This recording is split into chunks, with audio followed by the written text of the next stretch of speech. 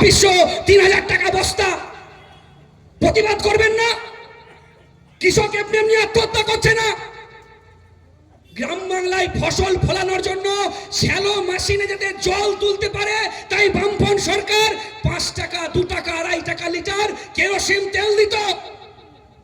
তৃণমূল আসার পরে কেরোসিন তেল দেওয়া বন্ধ করলো। 5 টাকার কেরোসিন তেলের আজকে 100 টাকা দাম। মাঠে বিদ্যুৎ পৌঁছে দিল। একদিকে ঘরে গরিব মানুষের ছেলেরা বিদ্যুতের আলোয় পড়বে, আর মাঠে জল তোলার জন্য বিদ্যুৎ পৌঁছে দিল বামফ্রন্ট সরকার। যে বিদ্যুতের দাম ছিল 2 টাকা, 2.5 টাকা ইউনিট, আজকে 25 টাকা, 26 টাকা, 30 টাকা ইউনিটেও বিদ্যুৎ মিলছে না। কেন? কৈফিয়ত চাইবেন না? কেন আপনার এলাকায় ফুড প্রসেসিং কারখানা হবে না? কেন এখানে যে ফুলকপি ওঠে, এখানে যে সবজি আসে, সেই সবজিকে ভালো স্টোরে রাখার ব্যবস্থা করছে না?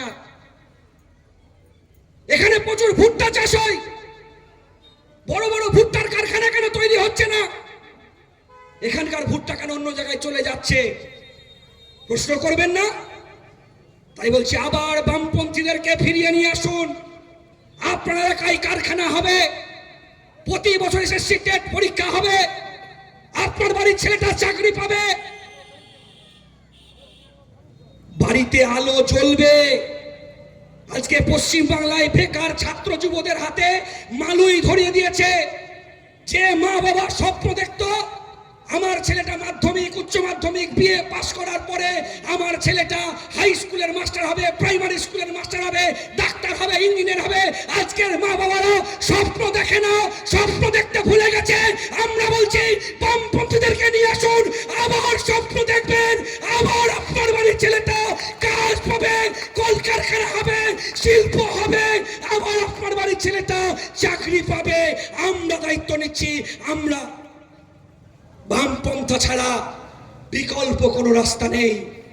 বামপন্থা ছাড়া আপনার বাড়ির বেকার ছেলেটা কাজ পাবে না। বামপন্থা ছাড়া আপনার ছাত্র কলেজে, স্কুলে তার গণতান্ত্রিক অধিকার পাবে না। বামপন্থা ছাড়া শ্রমিক কৃষক তার বেতনের দাম পাবে না। বামপন্থা ছাড়া মা বোনেরা তাদের সম্মান ফিরে পাবে না। তাই বামপন্থার পুনরুজ্জাগরণ ঘটাতে হবে। তাই তো বাংলা বাঁচাই যাত্রায় সমস্ত অংশের মানুষের কাছে আহ্বান আছে, আসুন, লড়াইটা একসাথে লড়তে হবে। পশ্চিম বাংলায় বামপন্থী সরকার আসার পরেই জ্যোতি বসু বলল কি, শিক্ষার অবৈতনীকরণ করো, উচ্চ মাধ্যমিক পর্যন্ত বিনা পয়সায় পড়বে। 68,000 প্রাইমারি স্কুল তৈরি হলো বুতে বুতে, 12,000 মাধ্যমিক, উচ্চ মাধ্যমিক স্কুল তৈরি হলো, 43টি পলিটেকনিক কলেজ তৈরি হলো, 800টি ইঞ্জিনিয়ারিং কলেজ তৈরি হলো।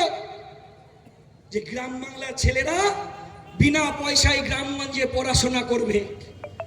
দিদিমণি আসার পরেই বলল, গ্রামের ছেলেদের এত শিক্ষিত হওয়ার দরকার নেই। এসএসসি বন্ধ করলো। বামফ্রন্ট সরকার গ্রামে গ্রামে স্কুল তৈরি করেছিল। দিদিমণি আসার পরে 11 বছরে 8,300টি স্কুলের তালা বন্ধ করে দিয়ে 26,000 কালার মদের লাইসেন্স দিল।